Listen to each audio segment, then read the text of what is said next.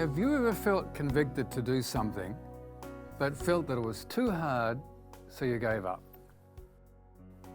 Have you ever tried to run away from God? Were you successful? And then another question, does God ever give up on us? There's a story in the scriptures about a reluctant prophet called Jonah. Jonah was full of pride of his national identity, which meant that whoever his nation hated, he hated, and he hated the Assyrians. So when God asked him, "Arise, go to Nineveh, that great city, and call out against it, for their evil has come up before me," he was prepared to do something that no one in their right mind would do. He, instead of going to the land of the enemies, I don't want to do that. It's too hard and I'm not going to do anything to help them. But if I go to the opposite end of the earth, that might be what I need to do. Which meant he would go to the sea for up to a year. And the interesting thing is, at this time, the sea was seen as a place of evil, of dark foreboding, the place of sea monsters. Who in their right mind would spend a year on the waves of any ocean?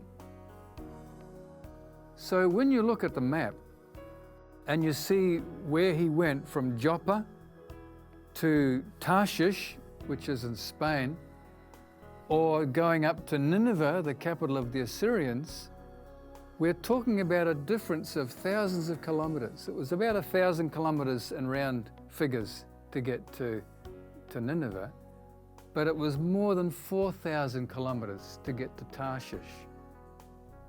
And he was so convinced that his own generated mission was what God wanted, that he was able to go to sleep. So when God says, "Arise and go to Nineveh," it's interesting, the choice of words, because in the old days it wasn't written down, it was related, story to story, person to person, generation to generation.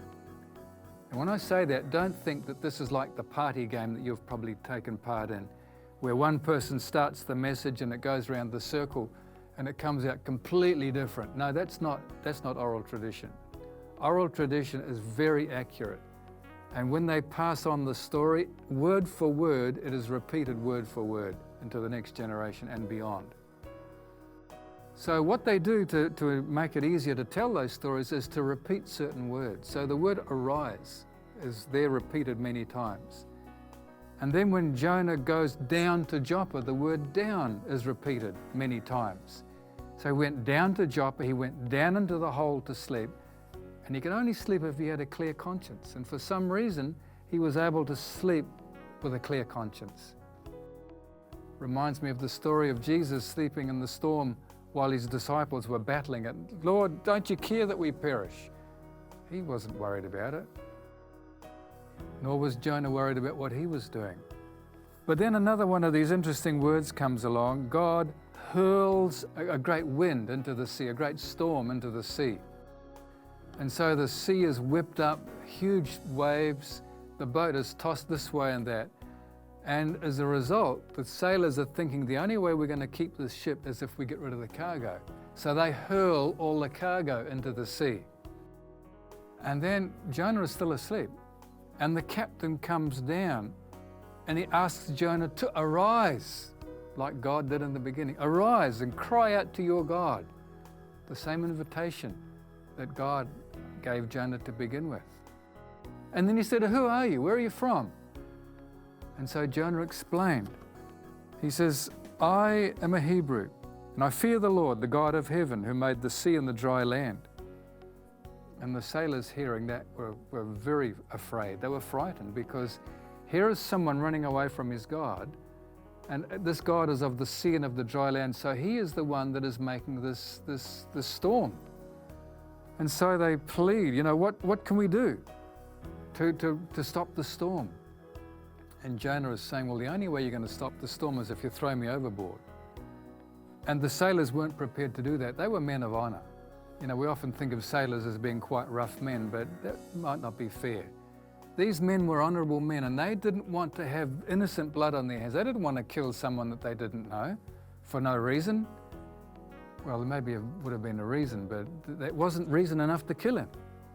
And so they all tried as hard as they could to row this boat to the land, but despite their hardest and best attempts, it was counterproductive. They just weren't getting anywhere.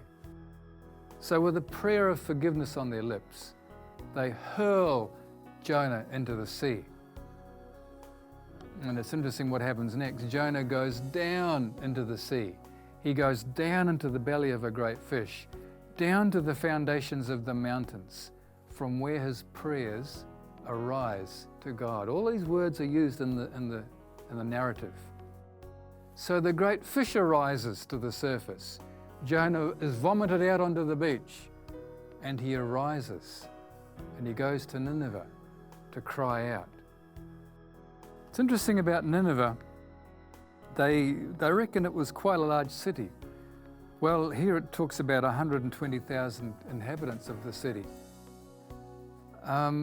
You must recognize that cities in the ancient world were not big. The city of Jerusalem might have had 4,000 maybe. That was a big city back then. So the cities in those times were not large. But here is Nineveh, a huge city, and it says it takes 3 days' journey to go through this city. Now, when we talk about a 3-day journey, we're not talking about on a motorbike, roaring through the streets to get from one side of the city to another. If ever you've been in an ancient city, you know that people are wall to wall in narrow lanes, and to get anywhere, it's one step at a time, and you almost have to shoulder your way through if you want to go very fast. And of course, you just don't go fast. People don't go fast into the city like that. So after 3 days of getting through the city, you might eventually get to the other side, but it's not going to be a fast process. So he says what God asked him to say.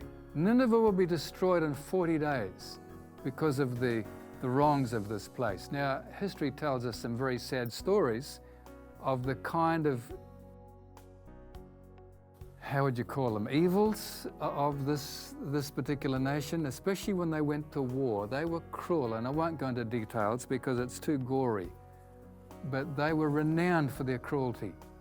And so God's concern is that the way you treat people, I want to address this. And God is kind of giving a bit of a judgment on this place. Their time had come, because God was objecting to the way that these people had dealt with their enemies in battle. The Assyrians have got quite a bad reputation in the way that they treated their enemies when they caught them. They did all kinds of very inhuman things. And God said, no, that's too much. So you will need to face some kind of consequence for that. So Jonah goes through the city, and he's kind of wondering, why am I doing this? I guess I have to because God has pushed me into it. But why would I want to tell these people that they're going to be destroyed? But then again, hey, why not? I want these people to be destroyed. So I guess with passion, he says, you're going to be destroyed, and he stirs up so much that everybody responds. They listen to what he's going to say. They know who this guy is. He's obviously some sort of foreigner with a foreign accent. They can understand what he's saying, and they all respond, including the king. The king arises from his throne, he removes his royal robes, and he wears sackcloth. And he issues a royal decree that all people and farm animals must fast and wear sackcloth. Can you imagine a cow wearing sackcloth? What did that look like? So the people listen, they believe God, and they repent. So Jonah's work is finished. So he's not sure what's going to happen next. So he goes out to the east of the city, and he sits down under a shelter that he makes, and he watches. He's wanting to see the city be destroyed. Let these guys sizzle because they're our enemies, And God makes a plant rise up over this booth in the night. And he's very grateful for that, and he sits under there for the next day, sheltered by this wonderful booth that he's made and this plant that's come up miraculously. You know, it's all good. But then the next night, a worm comes and eats this plant, and it's not there. Then the sun arises and the west wind blows and the sun beats down, and Jonah, in a state of depression, wishes that he is dead. And he wants to see the city destroyed. But interesting thing is that God says, hey, hang on a minute. I want you to just think about this. Do you do well to be angry for the plant? And he said, yes, I do. Angry enough to die, Jonah says. And the Lord said, you pity the plant for which you did not labor and did not make it grow, which came into being in a night and perished in a night. Should not I pity Nineveh, that great city, of which 120,000 people do not know their right hand from their left, and also much cattle? Sometimes people's sense of comfort overrides anything else, and we see Jonah falling into this trap. So what do we learn about God in this story? What do we learn about hope? Well, first thing, running away from God is never a good idea. He'll always catch up with us. And then God can give us success in our biggest challenges when we follow His direction. Sometimes we might be a bit unwilling, as Jonah was, but God can give us that success. He doesn't give up on us even when we give up on ourselves. He is incredibly patient with the most stubborn of people. And when you look at the implications of all of this, we may have tried to run away from God, but He persists with us because He doesn't want us to kill ourselves. He doesn't want us to die.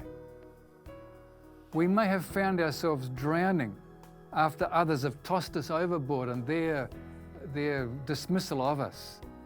But God has a way to get you out of this. If it feels like you've been washed up onto a beach, rejoice that you've been given a second chance, because you could have perished in the ocean. Because God gives hope to those who don't deserve it. We can have hope because our God has promised is our blessed assurance, and so undeserved we can have hope. Without faith in our Father, our God and Creator, we have hope. Because our God has promised, it's our blessed assurance, and so undeserved